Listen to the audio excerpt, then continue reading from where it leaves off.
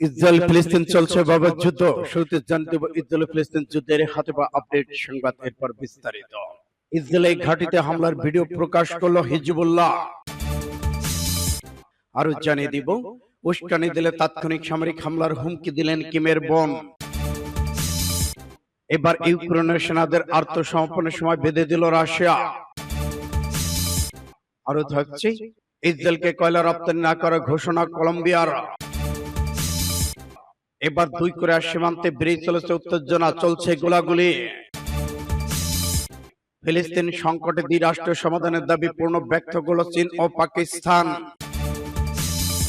এবার পরমাণু অস্ত্র ব্যবহারের হুমকি দিলেন পুতিন। এবং সর্বশেষ জানিয়ে দেব, পারমাণবিক বোমা মেরে ইসরায়েলকে পৃথিবী থেকে নিচ্ছিন্ন করার ঘোষণা করলেন উত্তর কোরিয়া।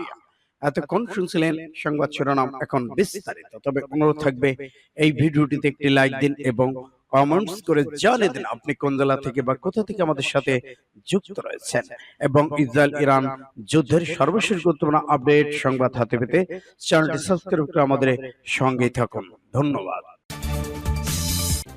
ইসরায়েলের ঘাঁটিতে হামলার ভিডিও প্রকাশ করলো হিজবুল্লাহ।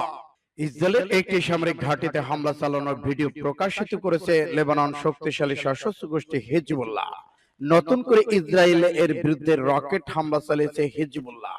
হিজবুল্লাহ জানিয়েছে একটি ক্ষেপণাস্ত্র ব্যবহার করে এই হামলা চালানো হয়েছে। আর এই হামলায় যে ক্ষেপণাস্ত্র ব্যবহার করা হয়েছে সেটিতে একটি ক্যামেরা লাগানো ছিল। তিনি আরো বলেছেন, যেখানে হামলা চালানো হয়েছে সেখানে ইসরায়েলি গোয়েন্দা নজরদারি সরঞ্জাম ছিল। এছাড়া ওই স্থান থেকে তারা ক্ষেপণাস্ত্র ছুড়ত। ইসরায়েলি সামরিক অবকাঠামো হামলা চালাতে যে ক্ষেপণাস্ত্রটি ব্যবহার করেছে সেটি একটি ট্যাঙ্ক বিধ্বংসী ক্ষেপণাস্ত্র বলে ধারণা করা হচ্ছে।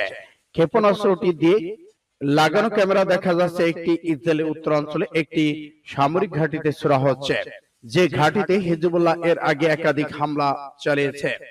নতুন করে ছোড়া ক্ষেপণাস্ত্রটি ইসরায়েল ওই ঘাঁটির ভেতরে সরাসরি আঘাত এনেছে। এবারই প্রথমবার হিজবুল্লাহ ইসরায়েলের বিরুদ্ধে হামলা চালানো এবং ভিডিও প্রকাশ করেছে। গত 7 অক্টোবর ফিলিস্তিনে গাজাভিত্তিক সশস্ত্র গোষ্ঠী হামাস ইসরায়েলের যুদ্ধ শুরু হয়। এরপর দিন থেকে ইসরায়েলের বিভিন্ন অবৈধ বসতিতে বিক্ষিপ্ত হামলা চালানো হয় হিজবুল্লাহ, যা এখন পর্যন্ত চলমান রয়েছে।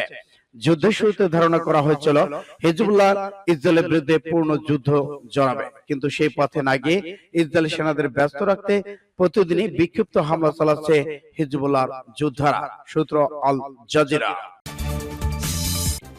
উস্কানি দিলে তাৎক্ষণিক সামরিক হামলার হুমকি দিল কিম জং উন। উত্তর কোরিয়া যে কোনো ধরনের উস্কানির জবাবে তাৎক্ষণিক সামরিক হামলার চালাবে বলে হুঁশিয়ারি উচ্চারণ করেছেন কিম জং উন। টানা 3 দিনের মতো দক্ষিণ কোরিয়া গোলাবারুদ নিক্ষেপের পর গতকাল এই হুঁশিয়ারি দিয়েছেন তিনি। গত শনিবার উত্তর কোরিয়ার বিতর্কিত সামুদ্রিক সীমানায় এলাকার কাছে এই হামলা চালিয়েছে বলে জানান উত্তর কোরিয়া।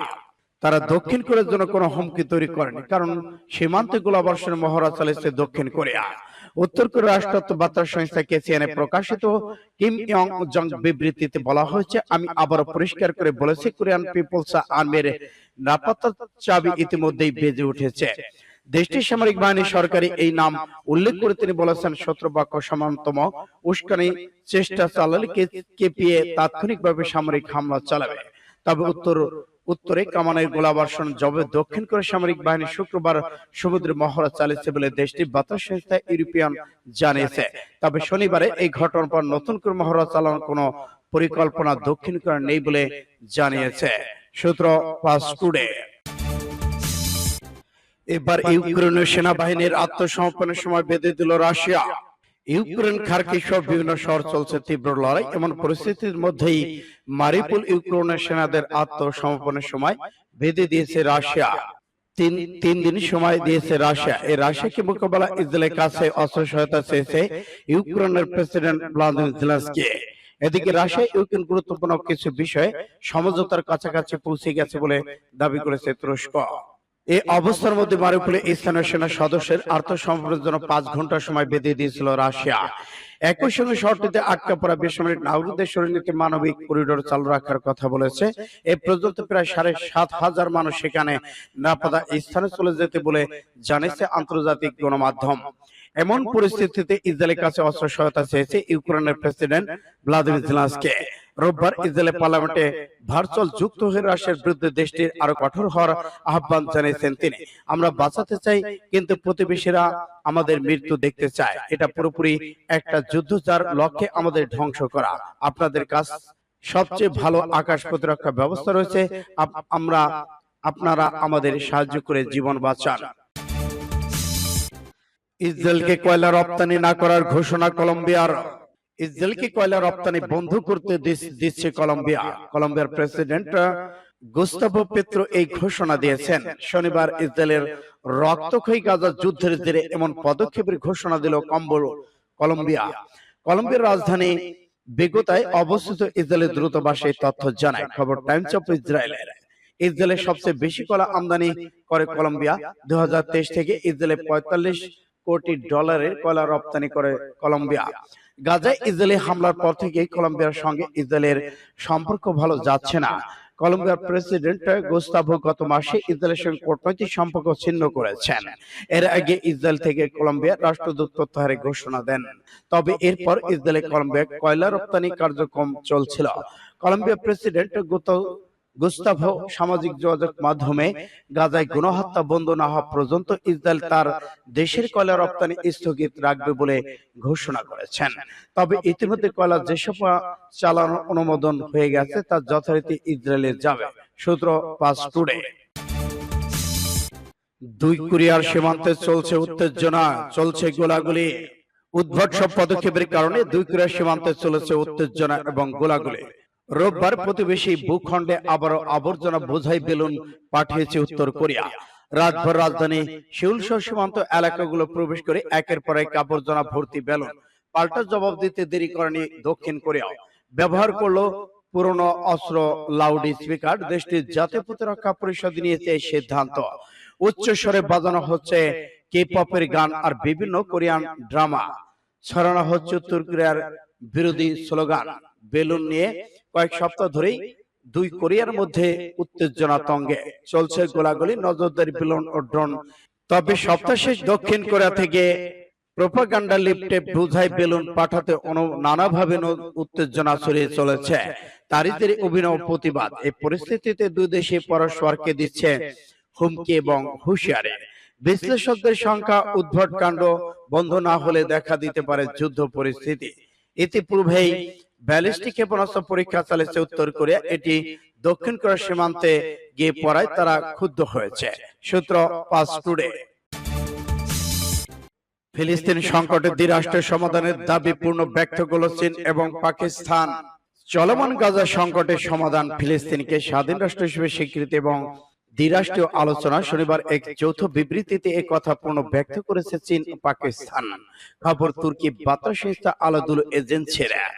পাকিস্তানের প্রধানমন্ত্রী শাহবাজ শরীফের 5 দিনের চীন সফর শেষ করা এক বিবৃতিতে বলা হচ্ছে, জাতিসংঘ নিরাপত্তা পরিষদের প্রস্তাবকে আইনগত বাধ্যতামূলক এবং অবিলম্বে একটি নিঃশর্ত স্থায়ী যুদ্ধবিরতি অর্জনের কার্যকর ভাব প্রয়োগ করা উচিত। উভয় পক্ষে ফিলিস্তিনের রাজনৈতিক সমর্থন বাড়ানোর জন্য আন্তর্জাতিক সম্প্রদায়ের প্রতি আহ্বান জানিয়েছে। তারা বলেছে, ফিলিস্তিন ইসরায়েলের মধ্যে শান্তি আলোচনা নতুন করে শুরু এবং সহজতর করার জন্য জোরদার করা, স্থায়ী শান্তির জন্য প্রচেষ্টা চালানো উচিত। বিশ্বকে এখন নড়েচড়ে বসেছে। উভয় বিশ্বের সকল রাষ্ট্রই এক কথায় বলেছে, ফিলিস্তিনকে স্বাধীন রাষ্ট্রের দাবি। উভয় পক্ষ দক্ষিণ এশিয়ার শান্তি স্থিতিশীলতা বজায় রাখার গুরুত্ব, সমস্ত অমীমাংসিত বিরোধের সমাধান, প্রয়োজনীয়তা যে কোনো একতরফা পদক্ষেপের বিরুদ্ধে উঠে পড়ে লেগেছে বিশ্ব। উভয় পক্ষকে যৌথভাবে সমান এবং সুশৃঙ্খল বহুমুখী বিশ্ব এবং সর্বজনীনভাবে উপকারী অন্তর্ভুক্তিমূলক অর্থনৈতিক বিশ্বায়নের পক্ষে কথা বলেছে। পাশাপাশি দুটি রাষ্ট্রকে স্বাধীন রাষ্ট্র ঘোষণা করে এই স্বাধীনতা কাম্য বিশ্বের। সূত্র পাঁচ টুডে। তৃতীয় বিশ্বযুদ্ধের ডাক, পরমাণু অস্ত্র ব্যবহারে হুমকি পুতিনের। রাশিয়ার সার্বভৌমত্বকে হুমকি দেওয়া হলে রাশিয়ার পরমাণু অস্ত্র ব্যবহার করতে পারবে বলে হুমকি দিয়েছেন রুশ প্রেসিডেন্ট ভ্লাদিমির পুতিন। গতকাল সেন্ট পিটার্সবার্গ আন্তর্জাতিক অর্থনৈতিক ফোরামের বার্ষিক সম্মেলনে ফাঁকে রুশ নেতা এই মন্তব্য করেছেন। তিনি বলেছেন, কারো কার্যকলাপ যদি আমাদের সার্বভৌমত্ব, আঞ্চলিক অখণ্ডতাকে হুমকির মুখে ফেলে, তাহলে আমাদের বিবেচনা সমস্যার সমাধানের জন্য যে কোনো উপায় অবলম্বন করা সম্ভব। তিনি উল্লেখ করেছেন, তিনি যা বলেছেন তার দেশের নিরাপত্তা নীতির অন্তর্ভুক্ত। একদল আন্তর্জাতিক সাংবাদিককে পুতিন বলেছেন পশ্চিমারা কোনো কারণে বিশ্বাস করে যে রাশিয়া এই অস্ত্র কখনো ব্যবহার করবে না। তিনি আরো বলেছেন, দ্বিতীয় বিশ্বযুদ্ধের সময় জাপানে হিরোশিমা নাগাসাকিতে যুক্তরাষ্ট্র যে পারমাণবিক অস্ত্র ব্যবহার করেছিল তার চেয়ে কয়েক গুণ বেশি শক্তিশালী পারমাণবিক অস্ত্র রয়েছে রাশিয়ার। তিনি বলেছেন, ইউক্রেনের দূরপাল্লার পশ্চিমাদের তৈরি অস্ত্র রাশিয়ার ভিতরে নিক্ষেপ করার সুযোগ দিলে তিনি একই রকম অস্ত্র যুক্তরাষ্ট্র তাদের ইউরোপীয় মিত্রদের সীমার মধ্যে থাকা দেশটি মোতায়েন করতে পারবে। পারমাণবিক বোমা মেরে ইসরায়েলকে নিশ্চিহ্ন করার ঘোষণা দিল উত্তর কোরিয়া। ইরান ইসরায়েল চলছে ভয়াবহ যুদ্ধ। এই যুদ্ধের মাঝে ফিলিস্তিনের পক্ষ নিয়েছে উত্তর কোরিয়া। ফিলিস্তিনকে থামাতে উত্তর কোরিয়া ঘোষণা দিয়েছে সরাসরি পারমাণবিক বোমা মেরে ইসরায়েলকে বিচ্ছিন্ন করা হবে বলে ঘোষণা দিয়েছেন। উত্তর কোরিয়ার নেতা কিম জং উন চরম সতর্কবাণী শোনালেন। এদিকে দক্ষিণ কোরিয়া প্রতিরক্ষা প্রধানের বক্তব্যের প্রেক্ষিতে পরমাণু অস্ত্রের হুমকি দিলেন কিম জং উন। উত্তর কোরিয়ার নেতা কিম জং উনের বোন কিম ইয়ং জং গতকাল উত্তর কোরিয়া তাদের পরমাণু অস্ত্র ব্যবহার করে দক্ষিণ কোরিয়ার সেনাবাহিনীকে নির্মূল করবে বলে ঘোষণা করেছেন। এদিকে আন্তর্জাতিক প্রসঙ্গে যুদ্ধের ক্ষেত্রে ফিলিস্তিন পক্ষ অবলম্বন করেছে উত্তর কোরিয়া।